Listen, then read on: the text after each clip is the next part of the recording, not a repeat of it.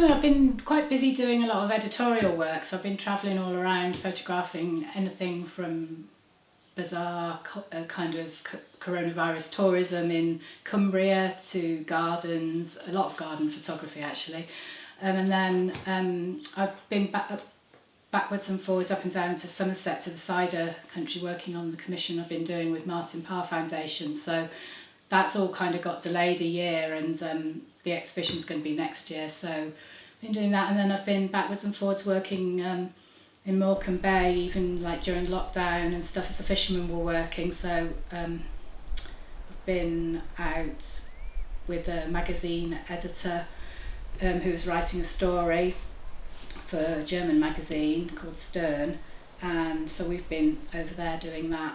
Yeah, so Flower Fields is like the second part of a bigger project that I've been working on, and I suppose under the umbrella of where our flowers come from. And the first one started probably, was it 2013? I'd just been living in Asia, and I came back and I didn't have a project in mind, and I saw something about the kind of resurgence of British flower growing and the small artisan growers. So I spent a couple of years doing that, and that was called Farmer Florist. At some point during that time, I'd gone to Lincolnshire, and I suppose it was like, I found it a really interesting place. I mean, it's not like on the tourism map that I think of, but actually the landscape's very interesting and different to Yorkshire, and you know, the flower fields there were bigger, and most of the growers are more commercial, and I kind of started doing a bit of research on that, and then I saw the commission advertised with NEPN, and it was to do with horticulture and technology. And so it was perfect. It's like one of those perfect moments where your project fits into something that you see advertised.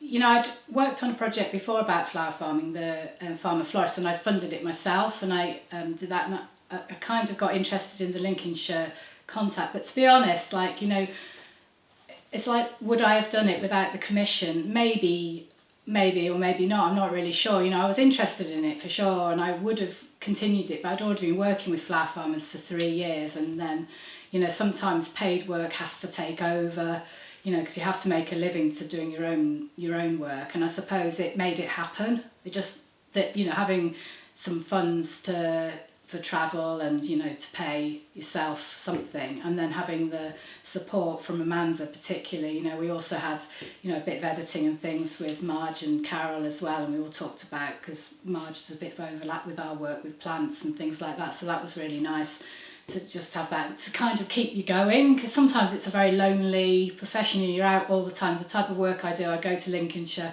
I stay in a bit of a dodgy B&B on my own, and Spalding's not the most inspiring of towns really, to be honest.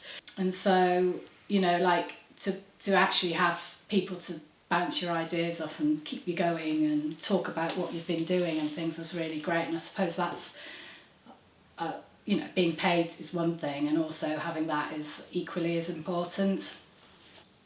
The different thing for me was that it was more about technology, and I'm not, you know, I suppose like working with hands and working in the countryside and labour and work and things is the thing that I like to photograph, and, you know, getting involved with something different with the technological aspects of it, from the hydroponics and, you know, bunching machines and stuff like that. It was more of a challenge for me to create an image that I thought was interesting. I think the idea was more interesting than the photographs in a lot of cases. You know, a lot of the stuff that I did, I thought, well, it's not very interesting photograph, but actually the technology behind it was interesting.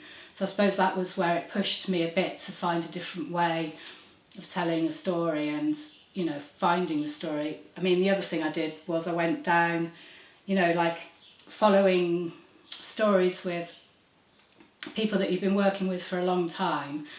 You know, like I worked on that for a year, and then it all exploded during the first lockdown, and their businesses went to the dogs basically. You know, all the kind of growers that sold their flowers for weddings, you know, that was all cancelled. There was a lot of very it was really, really difficult for a lot of people. And then I went down during the first lockdown to Lincolnshire, like had a lot of like, oh God, should I or shouldn't I go? But one of the growers had lost all their orders to supermarkets, and their whole tulip field, 250,000 tulips, was in flower. And they always say, you know, I remember one of them saying to me that if you see a field of flowers, like colourful field of flowers, then it means the crop's failed. And then Caroline Beck, who's a flower grower and horticultural writer, has written something about, you know, the terrible year that the flower growers have had, you know, from last year, and also to do with Brexit, because obviously a lot of the workers come from Europe, and some of the farms, the workers had arrived and got locked in or locked down, and then some of them hadn't arrived, and so they're short-staffed, and they just said it was just like the double whammy of everything all at once. No staff, nowhere to sell anything, but the flowers were growing because that's nature.